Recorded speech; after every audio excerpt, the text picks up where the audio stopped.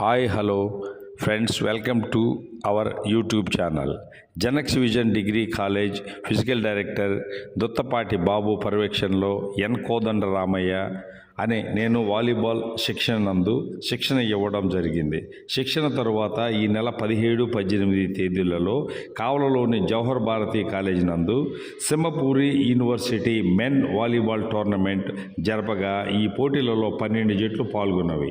ఇందులో JB college versus జనక్స్ vision degree కాలేజీలు ఫైనల్స్కు చేరుకున్నవి. ఈ పోటీ పడగా జనక్స్ విజన్ డిగ్రీ జట్టు విజయం సాధించింది. ఈ పోటీలలో కోదండరామయ్య శిష్యుడైనటువంటి ఎన్ వేణు ప్రత్యేక ఆకర్షణగా నిల్చొని తిరుగులేని ఆట తీరును ప్రదర్శించి జట్టును ప్రథమ స్థానంలో నిలిపినాడు. కోదండరామయ్య అండ్ ఎన్ సుకేష్ల పర్యవేక్షణలో జట్టు గోల్డ్ మెడల్ను అందుకున్నది.